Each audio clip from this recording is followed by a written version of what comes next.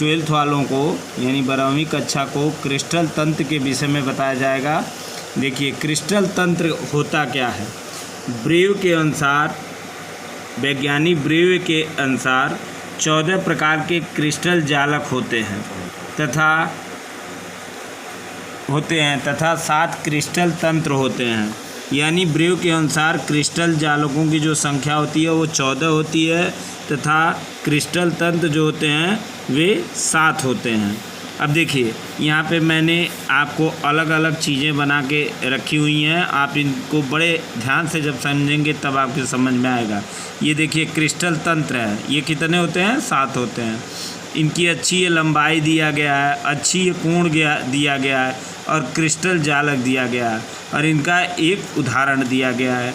देखिए जो क्रिस्टल तंत्र घनीय होते हैं उनकी अच्छी लंबाई A बराबर B बराबर C और इनका अच्छी कोण अल्फ़ा बराबर बीटा बराबर गामा बराबर 90 अंश का होता है। और ये क्रिस्टल जालक कैसे होते हैं? आद्य होते हैं या अंत होते हैं या फलक केंद्रित होते हैं। इनका जो मान होता है वो 3 होता है। उदाहरण के तौर पे सोडियम क्लोराइड और जिंक सल्फेट है। और दूसरा है आप चतुष्कोणीय में A बराबर B होता है लेकिन B not equal C। A का मान B के बराबर होता है लेकिन B का मान C के बराबर नहीं होता है।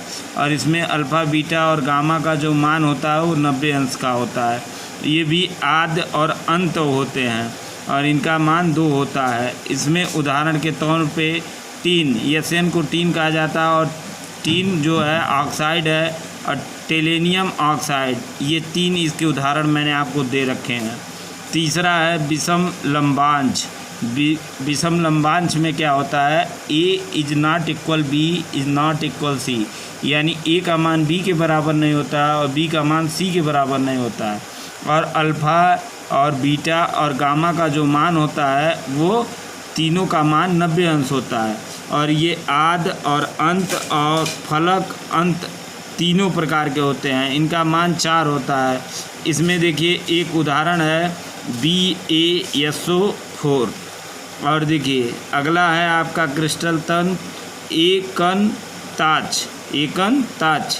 इसमें देखिए A का मान B के बराबर नहीं होता है, B का मान C के बराबर नहीं होता है। इसमें अल्फ़ा और बीटा का मान 90 अंश होता है तथा गामा का मान जो होता है वो 90 अंश नहीं होता है। यह केवल आद्य और अंत 2 प्रकार के होते हैं और इनका मान 2 होता है। एकंतांश में आपका क्या क्या आता है? गंधक आता है और Na2SO4 आता है। और देखिए 5वां है खटकोणीय क्रिस्टल तंत्र होता है। इसमें अच्छी लंबाई इसकी A बराबर B बराबर C, यानी अच्छी लंबाई इसकी बराबर होती है तीनों की। और इसका अच्छी कोण क्या होता है? अल्फ़ा बराबर बीटा बराबर 90 अंश होता है और गामा का मान 120 अंश होता है। और यह क्रिस्टल जालक कैसा होता है? आद्य होता है, माने 1 होता है। इसका क्रिस्टल जालक का मान 1 होता है और वो आद्य होता है। और इसका उदाहरण क्या है? ग्रेफाइट है। हीरा भी आपका इसका एक उदाहरण हो सकता है, लेकिन ग्रेफाइट या हीरा किसी को एक को लिख देंगे तो वो सही हो जाएगा।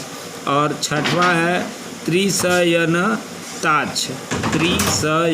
ताज।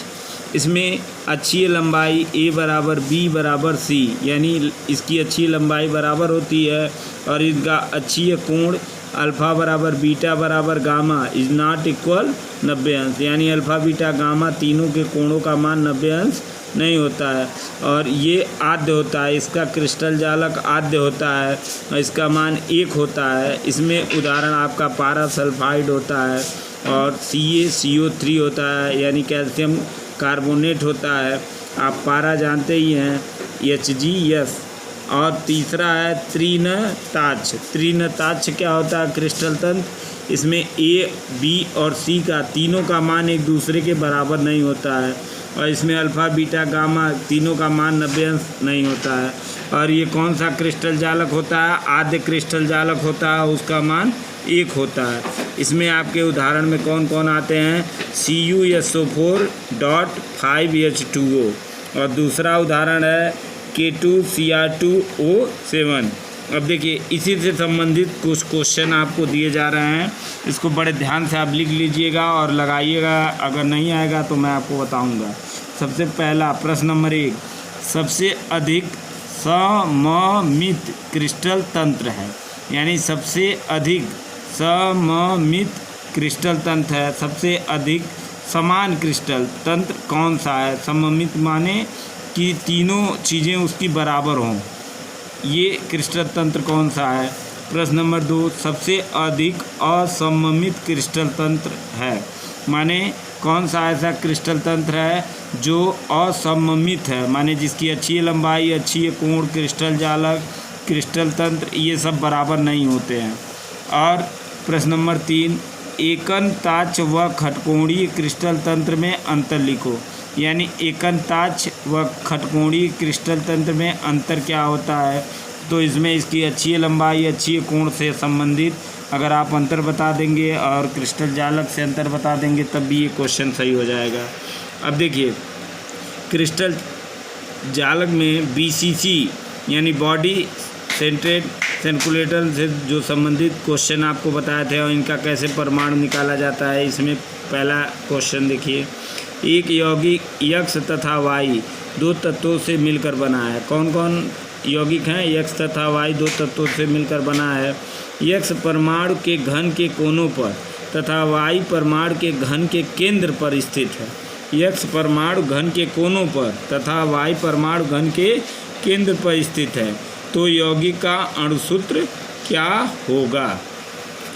FCC से रिलेटिव क्वेश्चन है ये आपका। एक मात्रक कोष्ठिका यम तथा यन दो तत्वों से मिलकर बनता है। यम परमाणु घन के कोनों पर तथा यन परमाणु फलकों के केंद्र पर स्थित है, तो यौगिक का अणुसूत्र बताइए। दो क्वेश्चन हो गए। तीसरा क्वेश्चन है, यदि घन के एक कोने से एक परमाणु यम को हटा दिया जाए तो यौगिक का अणुसूत्र क्या होगा? तो यौगिक का सूत्र क्या होगा? यानी यदि घन के एक कोने से एक परमाणु यम को हटा दिया जाए तो यौगिक का सूत्र क्या होगा? आप जान रहे हैं कि कैसे बनाए जाते हैं, इसी तरह यौगिक बनते हैं। आठ फलक होते हैं, उसमें 8 फलक में ये कह रहे हैं कि यदि घन के एक कोने से एक परमाणु यम को हटा दिया जाए, यानी 1 2 3 4 5 6 7 और 8, इसमें एक में से यम को ये कह रहे हैं हटा दिया जाए, तो बचे कितने?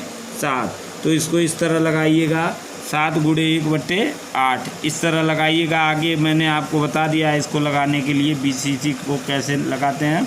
अगर नहीं आएगा तो कल मैं इसका आंसर आपको फिर लिख के दूंगा और आप मिलान कर लीजिएगा कि सही है कि नहीं।